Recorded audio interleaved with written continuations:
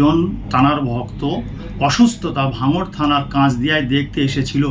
সেখানে টিএমসির হারমাত বাইনা এই অভিষেক ব্যানার্জির নেতৃত্বে হারমাত শওকাত মোল্লা এমএলএ এবং তার সঙ্গে পোষা গুন্ডারা, বিশেষ করে সাদেক দপ্তরি, হাজার খানিক টিএমসি বাহিনীদেরকে নিয়ে তাদের হাতে বড় বড় পাইপ, লাঠি এবং ইট পাটকেল নিয়ে পীরজাদা আব্বাস সিদ্দিকীর উপরে হামলা করে, তার গাড়ি ভাঙচুর করে, তাকে বেধড়ক মারধর করে। তিনি বাঁচার জন্য একটা ঘরে আশ্রয় নেয়, এমনকি সেই ঘরের জানালা এবং গ্রিল খুলে ফেলে দেবে, তার ফুটেজ আমরা দেখেছি। আমাকে পিছন দিয়ে জানলা দিয়ে মারছে বাড়ি লোকেরা।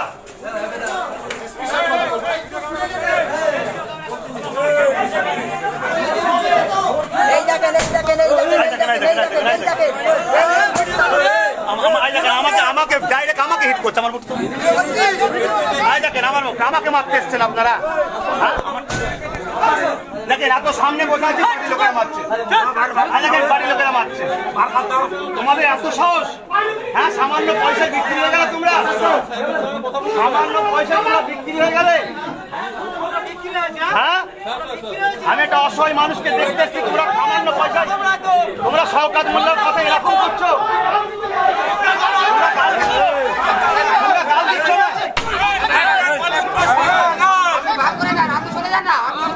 আমি চলে গেলে তোমরা দাঁড়ানি করছো কেন তাহলে?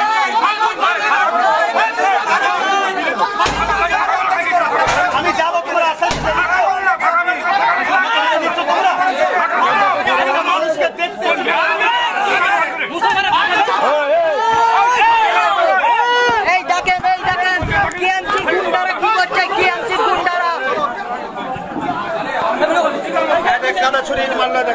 ভাইজানকে মেরেছে, এই কাদা ছুড়ে মেরেছে, ভাইজানকে মেরেছে টিএমসির গুন্ডারা।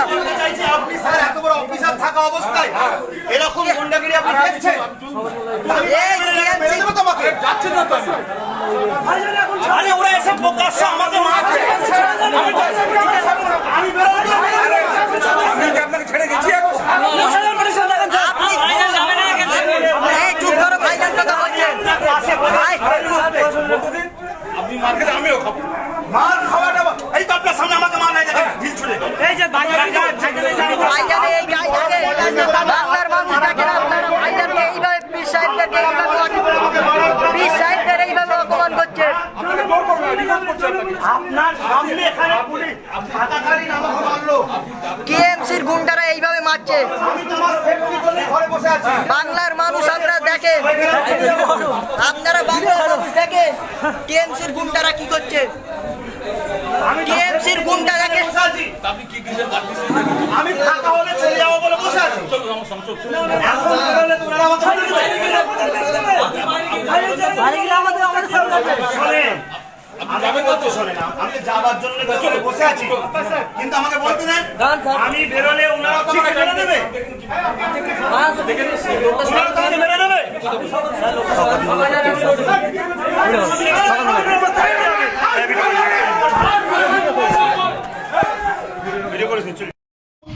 অভিষেক ব্যানার্জির নেতৃত্বে এই সবগুলো হচ্ছিল। তা আজকের মানুষ তার কড়া জবাব দিচ্ছে এবং দেবে গণতান্ত্রিক পদ্ধতিতে।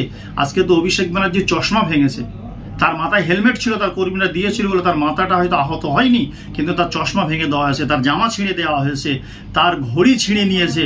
দুদিন পরে মানুষ, বাংলার মানুষ এর প্রক্রিয়া জবাব দিয়ে তাদেরকে হাফ প্যান্ট পরিয়ে তাদেরকে মানে বাড়ি কালীঘাটে পাঠাবে। আমরা দেখছি সোশ্যাল মিডিয়ায়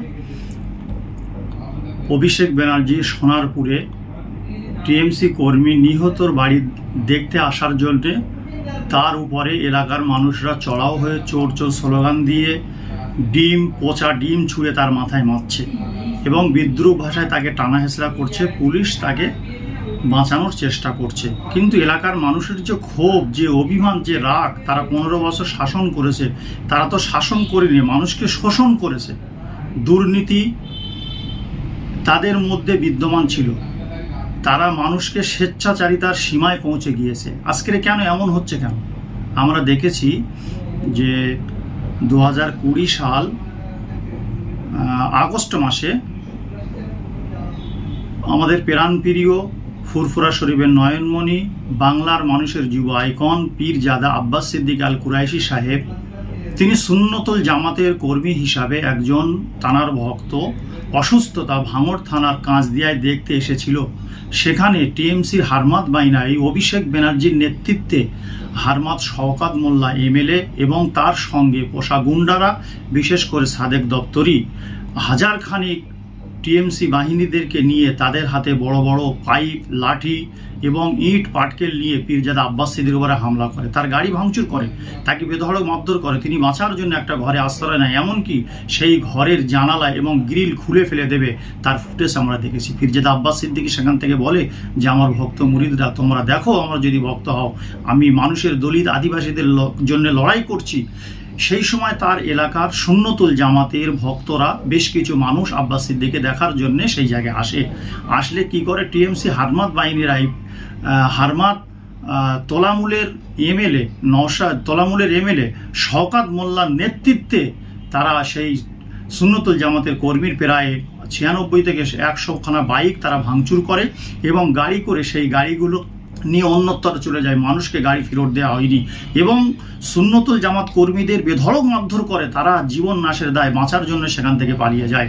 অতএব এই যে সেই সময় পুলিশ সেখানে এক্সপর্টে ছিল, পুলিশ দেখছে যে তৃণমূল নেতৃত্বদের হাতে লাঠি আছে, তাদের হাতে এমনকি গোলা বারুদ আছে, এসবগুলো দেখেও তারা দলদাসে পরিণত হয়ে কোনো কাজ করেনি। কেন? অভিষেক ব্যানার্জির নেতৃত্বে এই সবগুলো হচ্ছিল। তা আজকের মানুষ তার কড়া জবাব দিচ্ছে এবং দেবে গণতান্ত্রিক পদ্ধতিতে। আজকে তো অভিষেক ব্যানার্জির চশমা ভেঙেছে, তার মাথায় হেলমেট ছিল, তার কর্মীরা দিয়েছিল বলে তার মাথাটা হয়তো আহত হয়নি, কিন্তু তার চশমা ভেঙে দেওয়া হয়েছে, তার জামা ছিঁড়ে দেওয়া হয়েছে, তার ঘড়ি ছিঁড়ে নিয়েছে। দুদিন পরে বাংলার মানুষ এর প্রক্রিয়া জবাব দিয়ে তাদেরকে হাফ প্যান্ট পরিয়ে তাদেরকে বাড়ি কালীঘাটে পাঠাবে। আমরা দেখেছি, হয়তো আমরা বিভিন্ন সময়ে টিএমসির জামানায় 15 বছর রাজত্বর শেষ 5 বছর আমরা দেখেছি যে আমাদের উপরে ইমামদের ভাতা দিত বলে হয়তো তাদের সঙ্গে হয়ে আমাদের কিছু কাজ করতে হয়েছে। নইলে শেষ 5 বছর এমন পরিস্থিতি হয়েছে যে এলাকার মসজিদের ইমাম ঠিক করবে গ্রামের মেম্বার, তার কথা যদি না শোনে, তাদের মিটিংয়ে যদি না যাওয়া হয়, তাহলে ইমাম সাহেবকে বাদ দেবে। তাই বাধ্য হয়ে কিছু বাধ্যবাধকতার কারণে হয়তো তৃণমূলের হয়ে তাদের সঙ্গে কিছু মিটিং মাটান করতে হয়েছে, তারা মিটিং ডাকলে যেতে হয়েছে, না আসলে এখানে আইএসএফ তকমা দেওয়া হবে, তাদেরকে মসজিদ থেকে বিতাড়িত করে দেওয়া হবে, কারণ সরকার টাকা দিচ্ছিল। সেই জন্য কিছু বাধ্যবাধকতার মধ্যে থেকেও আমরা হয়তো কাজ করতে হয়েছে। কিন্তু আজকের সঠিক সময় এসে আমরা মুখ খুলতে পারিনি, আজকের মুখ খুলতে বাধ্য হয়েছি যে যেমন মানুষকে শোষণ করেছে, আজকের সেই শোষণের প্রতিবাদ বাংলার মানুষেরা হাড়ে হাড়ে কড়ায় গন্ডায় তার জবাব দেবে। হয়তো দেখা যাবে একটা সময় এসে যাবে তাদেরকে চেড্ডি পরে, জামা কাপড় প্যান্ট খুলে হাফ প্যান্ট, আন্ডার প্যান্ট পরিয়ে তাদেরকে হয়তো বাড়িতে ফেরত দিতে বাধ্য হবে।